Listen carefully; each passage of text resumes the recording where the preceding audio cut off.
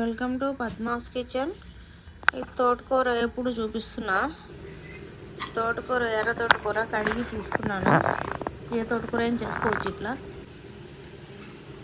చిన్న చిన్న ముక్కలు చేసి దాన్ని బాండిలో వేసి ఉప్పేసి మగ్గనివ్వాలి. మూత పెట్టేస్తే మగ్గిపోయిద్ది. మీడియం ఫ్లేమ్లో పెట్టండి, ఎక్కువ హై ఫ్లేమ్లో పెడితే మాడిపోద్ది. అది కొంచెం మగ్గిన తర్వాత సైడ్ అట్లంటే నీళ్ళు వచ్చేస్తాయి. ఆ నీళ్ళు తీసేయాలి. తోటకూర పక్కకు తీసుకోవాలి. తోటకూర పక్కకు తీసుకొని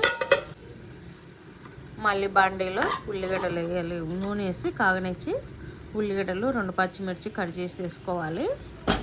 ఇవి మామూలుగా తోటకూర నీళ్ళు పప్పులో వేసుకోవచ్చు, మామూలుగా కూర చేసినప్పుడు వేసుకోవచ్చు, లేదంటే పడేసేయండి. అట్లానే ఉడకనిస్తే ఎక్కువ మెత్తగా అయితే బాగుండదు. తోటకూర ఎక్కువ ఉల్లిగడ్డలు వేసుకుంటే బాగుంటుంది. ఎప్పటికి తెల్లబాయలు కూడా వేసుకోవచ్చు. ఈరోజు నేను తెల్లబాయలు వేస్తలేను, ఒలిచి ఓపిక లేదని.